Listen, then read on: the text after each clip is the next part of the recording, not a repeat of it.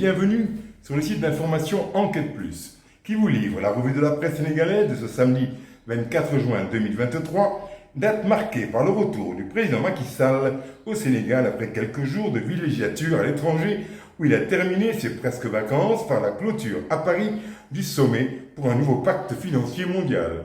D'où il est rentré avec un sentiment de consensus, c'est le titre qui barre la une du Soleil, le Soleil qui narre que les lampions se sont éteints sur ce sommet et que des actes concrets ont été posés et des engagements fermes ont été pris et que la capitale de la France a fait consensus. Comment Macky Sall a été à l'origine d'un débat passionné et passionnant sur les droits de tirage spéciaux avant de rencontrer Emmanuel Macron et de se payer un bain de foule à Orly avant de regagner Dakar et ses problèmes, dont le plus ardu est le fait de la remise qui lui sera faite du rapport lié aux conclusions du dialogue national ce samedi 24 juin à 16h.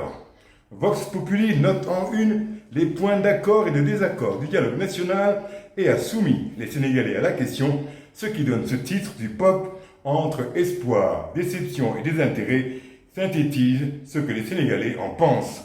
Busby Le Jour offre une oreille attentive à ces conclusions du rapport sur le dialogue et trouve que le Sénégal est dans l'attente d'un message à la nation, écrivant dans son billet d'humeur que la classe politique s'est penchée sur plusieurs sujets pendant 2 semaines, ironisant sur les épreuves plus ou moins abordables pour Khalifa Sall. Bon, l'essentiel était que la Bokrek.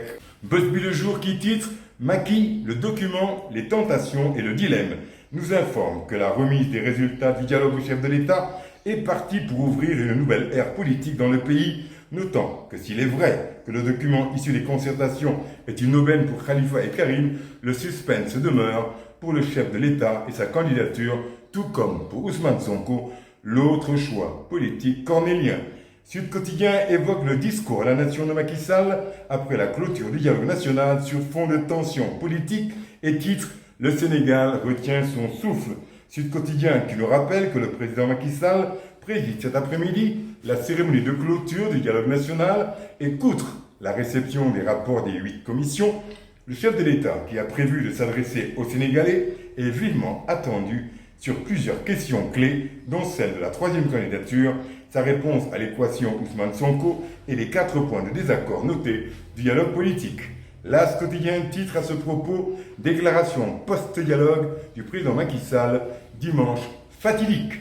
L'As quotidien qui écrit dans ses colonnes que la vague de chaleur qui frappe le Sénégal en ce début d'hivernage et la cherté autant que la rareté des moutons à quelques jours de la fête de la Tabaski sont le cadet des soucis des Sénégalais en cette veille de la déclaration tant attendue du président Macky Sall qui doit prendre la parole demain après la fin des travaux du dialogue national. Et pour cause, précise l'As quotidien, sauf revirement de la situation, les populations sauront définitivement si le chef de l'État va se présenter ou non à un 3e mandat. L'As prend le pari et avance que tout porte à croire que le président de la République va annoncer sa candidature. 24 heures s'interroge à la une, Macky Sall va-t-il muter? Notant que maintenant est venue l'heure de plonger dans les coulisses de la décision sur le 3e mandat. Un dialogue chasse l'autre à la une de nos quotidiens. En ce 24 juin 2023, c'est le dialogue du peuple, le dialogue du F24 qui s'étale sur toute la une du quotidien. Clôture du dialogue du F24, les notes du peuple. Le quotidien qui, titrant son article Charte du dialogue du peuple, écrit que parallèlement au dialogue politique initié par le président Macky Sall, le F24 a aussi dévoilé les premières conclusions du dialogue du peuple. Conclusions qui, sans surprise, appellent à la résistance pour invalider une 3e candidature, à la réforme de la justice et à la mise en place d'une charte qui sera signée par tous les participants, prévoyant de poursuivre, selon le quotidien, ce dialogue du peuple avec notamment une commission intitulée « Refondation de l'État face à l'hyper-présidentialisme ». Le quotidien qui, avec l'humour quotidien de son billettiste, écrit que les 2 dialogues des sourds commencent à émettre leur vision.